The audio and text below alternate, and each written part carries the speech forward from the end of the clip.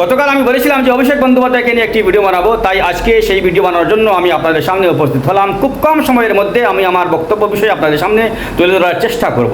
এমনকি গতকাল video title কী হবে সেটাও আমি আপনাদের জানিয়ে রেখেছিলাম। টাইটেলটি হবে যে এইবারে তৃণমূল কংগ্রেসের হার অভিষেক বন্দ্যোপাধ্যায়ের জন্য কতটুকু ক্ষতিকর বা কতটুকু লাভজনক বা লাভদায়ক, এই প্রশ্নটা আমি গতকাল রেখেছিলাম, টাইটেলে রেখেছিলাম। কিন্তু আজকে আমি তার উত্তর দিচ্ছি। উত্তরটি হচ্ছে যে এইবার তৃণমূল কংগ্রেসের হার অভিষেক বন্দ্যোপাধ্যায়ের জন্য অত্যন্ত মঙ্গলজনক প্রমাণিত হয়েছে। হয়তো অভিষেক বন্দ্যোপাধ্যায় সেটা বুঝতে পারবে না, কিন্তু আমরা যারা বাইরের থেকে দেখছি তারা কিন্তু ভালো বুঝতে পারছে যে এইবার অভিষেক বন্দ্যোপাধ্যায়ের জন্য এই হারটা অত্যন্ত উপকারী হার। উপকারী হার হয় উপকারী হার হয় অভিষেক বন্দ্যোপাধ্যায়ের জন্য। হয় অভিষেক বন্দ্যোপাধ্যায় ভবিষ্যতে যে লাভটা পাবেন সেটাই আমি এখানে তুলে ধরতে চাইছি। দেখুন, এই সময়টা হচ্ছে অভিষেক বন্দ্যোপাধ্যায়ের রাজনৈতিক ক্যারিয়ার গঠনের সময়, ক্যারিয়ার শুরুর সময়। কিন্তু এই সময়টাকে বা এই সময়টায় তিনি যদি ধরাকে স্বরাজ্ঞান করেন তাহলে কিন্তু তার ক্যারিয়ার খুব শীঘ্রই শুরু হওয়ার আগেই শেষ হওয়ার সম্ভাবনা রয়েছে। কিন্তু তিনি কিন্তু বেশি দূর এগোতে পারবেন না, এটা আমার বিশ্বাস। আমি সহ আরও কিছু বিশ্লেষক আছেন যারা অনেক জ্ঞান রাখেন, তারা কিন্তু এটা বলছেন। আমরা নির্বাচনের আগে অভিষেক বন্দ্যোপাধ্যায়ের মধ্য থেকে যে অ্যাগ্রেশনটা আমরা লক্ষ্য করেছি, সেই অ্যাগ্রেশন অনুযায়ী এইবার যদি তৃণমূল কংগ্রেস ক্ষমতায় আসতো তাহলে কিন্তু অবস্থা খুব খারাপ হয়ে যেত, ভয়াবহ হয়ে যেত। আমি তাকে আকবরের সঙ্গে তুলনা করছি। আমরা জানি যে আকবর বৈরাম খাঁকে হত্যা করিয়েছিলেন।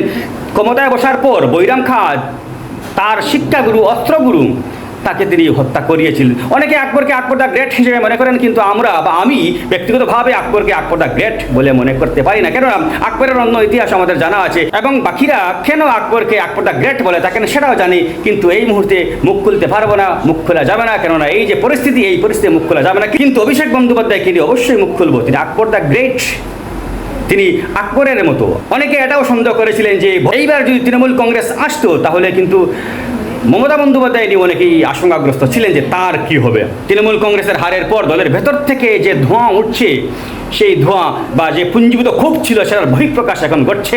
দলের সিনিয়র লিডাররা কিন্তু এখন অভিষেককে দোষারোপ করছেন এবং দলের ভেতরের যে কাচরা ছিল, দলের ভেতরে যে দুর্গন্ধ ছিল, সেগুলোকে তারা কিন্তু সাফ করার চেষ্টা করছেন।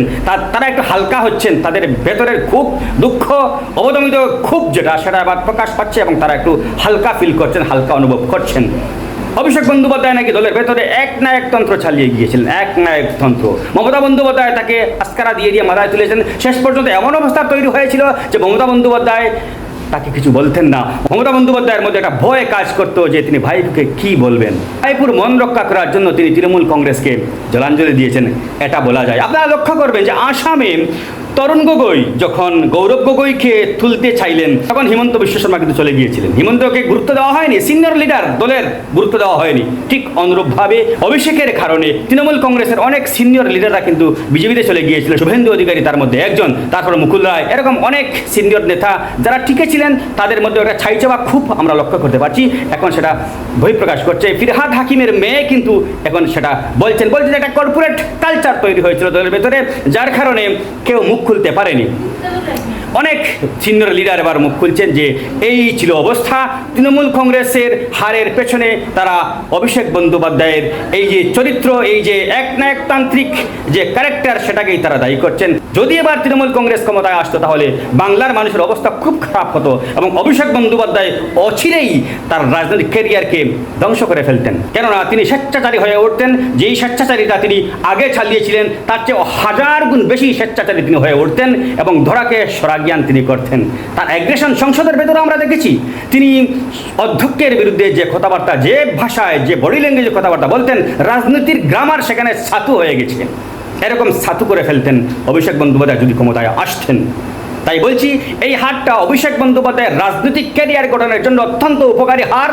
এই হার থেকে অভিষেক বন্দ্যোপাধ্যায় অনেক কিছু শিখতে পারবেন। মমতা বন্দ্যোপাধ্যায়ের শেখার প্রয়োজন নেই, তিনিও বুঝতে পারছেন যে এটা অভিষেকের জন্য হয়েছে। এবার তিনি ইন্ডিয়া ব্লকে গুরুত্ব পাওয়ার জন্য, আগে যে ইন্ডিয়া ব্লককে তিনি ডিনাই করতেন, ইন্ডিয়া গ্রুপে এড়িয়ে চলতেন, এখন ইন্ডিয়া গ্রুপে সামিল হওয়ার জন্য, জোরদারভাবে সামিল হওয়ার জন্য চেষ্টা করছেন। এমনকি বামফ্রন্ট নেতাদের তিনি আহ্বান করছেন যাতে একযোগে লড়াই করে বিজেপিকে বাংলা থেকে তাড়ানো যায়।